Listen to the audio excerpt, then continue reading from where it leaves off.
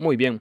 Si os fijáis en los comentarios 9 y 10, veréis que he tratado de separar lo espiritual o intangible de lo material y tangible. Es decir, cómo el autor, a través del narrador, primero el autor, obviamente Poe, y después el narrador, crean esta separación de elementos que son palpables y de elementos que son más o menos inmateriales, pero que están en el ambiente. Bueno, Poe empieza por lo intangible, que es la ansiedad, la sofocación y la sensación de amenaza, y después convierte ese malestar en algo físico. Esto es muy interesante, porque podríamos decir que el miedo deja de estar solo en la mente de los personajes y parece caer en los cuerpos, en los muebles y en los vasos.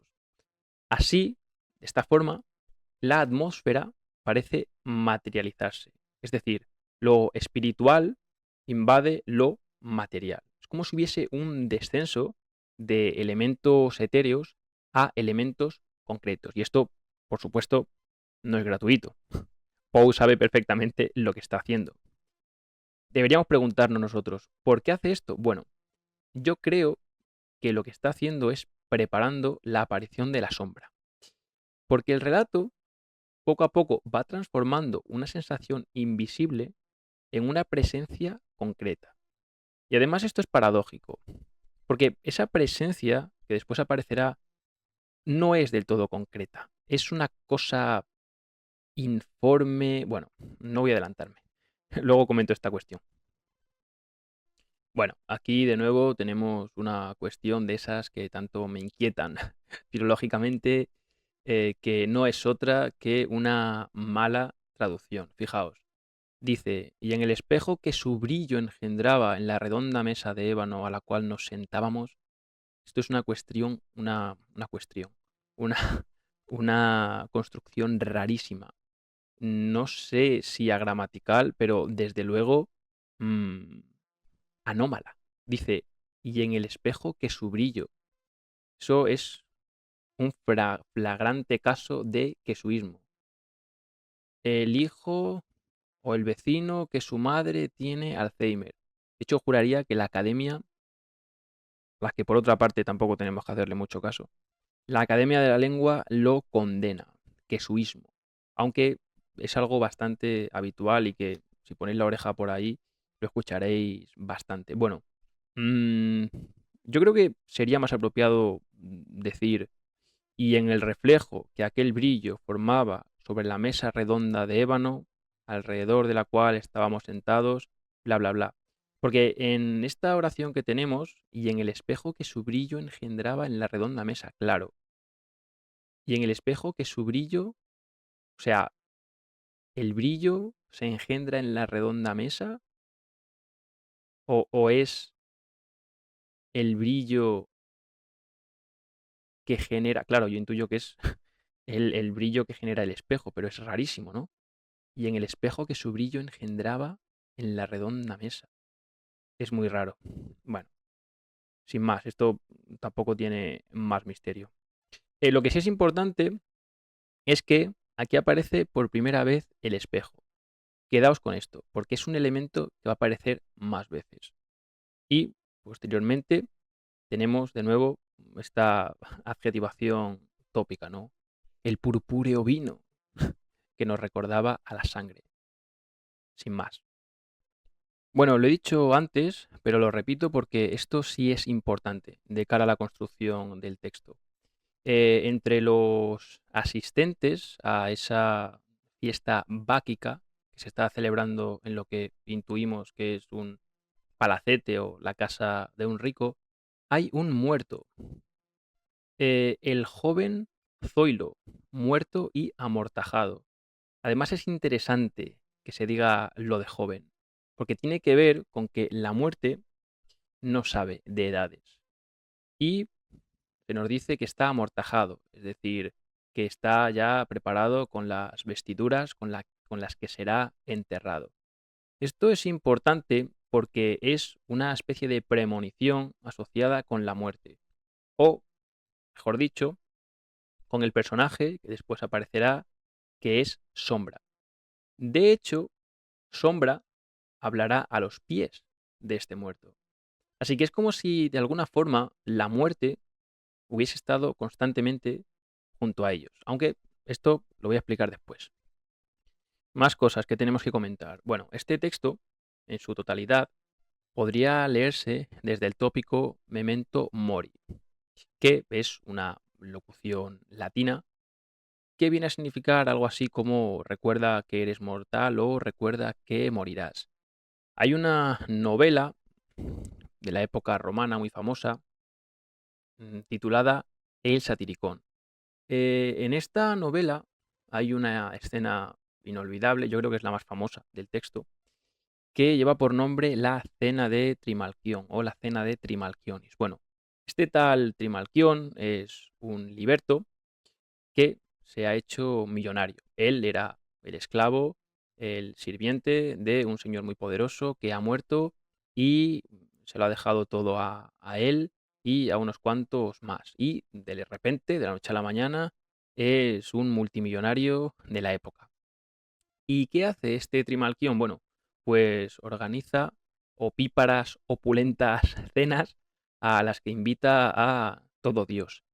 ¿Por qué? Bueno, pues simplemente para demostrarles que es muy rico, ¿no?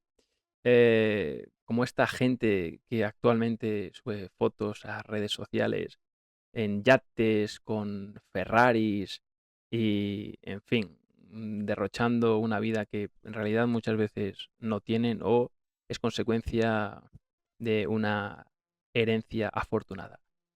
Sea como sea, este Trimalquión invita a diferentes personas que se encuentra por ahí, entre ellos a los protagonistas de la novela, y les ofrece banquetes pantagruélicos. Además, banquetes con, con un espectáculo desmesurado. Si mal no recuerdo, en esta cena bueno, sueltan pájaros por, por el comedor, luego los cazan con ligas adhesivas, se los llevan, traen a un jabalí asado, le rajan el vientre al jabalí y de ahí salen volando de nuevo los pájaros, los vuelven a cazar, los fritan, bueno, es una cosa realmente grotesca, ¿no? Pero en este banquete creo recordar que hay un personaje al lado de Trimalquión que tiene un estandarte en el que pone Memento Mori. O sea, sí, te lo estás pasando muy bien, esto es fantástico, es espectacular, todo el mundo está flipando, pero recuerda que eres mortal y recuerda que te vas a morir. Además, de nuevo, si mal no recuerdo, estos personajes, estas personas, existían en realidad. O sea, personas encargadas de llevar un estandarte con un banderín en el que ponía Memento Mori.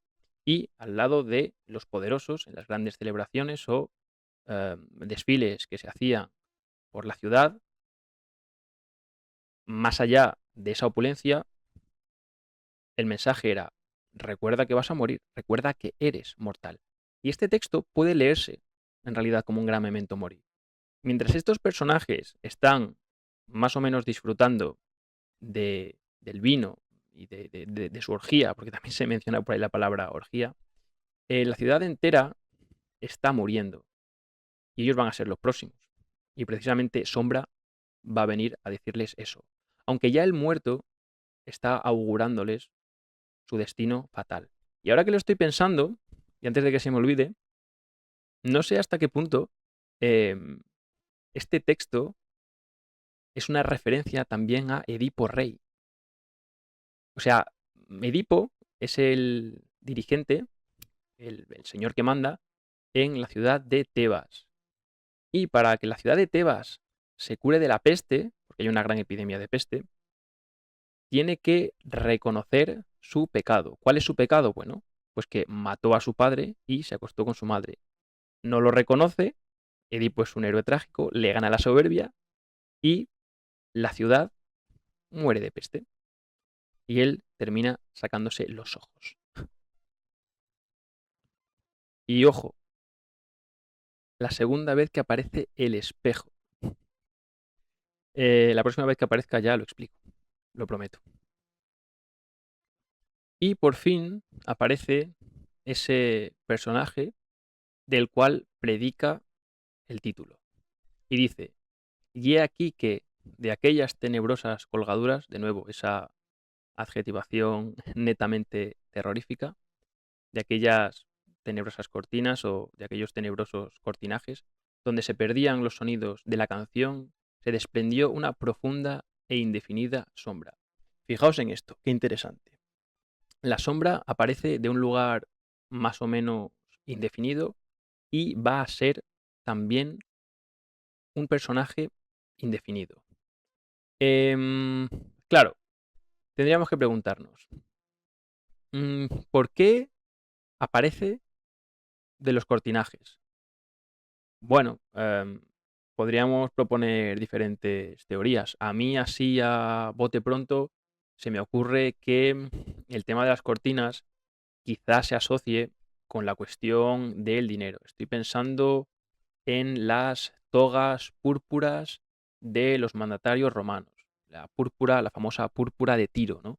Que se hacía con unas conchas. Había que triturar un montón de caracoles marinos y de ahí se extraía esa púrpura carísima. Que si mal no recuerdo la llevaban solamente los senadores, aunque no me hagáis mucho caso. Bueno, quizá que este ser informe se descuelgue o aparezca de las cortinas tenga que ver con que el narrador nos está intentando decir que la riqueza tampoco va a salvarte de la muerte. O, bueno, simplemente es que la cortina tapa la salida al balcón y este ser ha entrado por el balcón y yo me estoy montando aquí una película que tampoco tiene mucho sentido. Sea como sea, yo trato de justificarlo mediante el tópico del memento mori, aunque, bueno, toda discusión es interesante y aporta matices.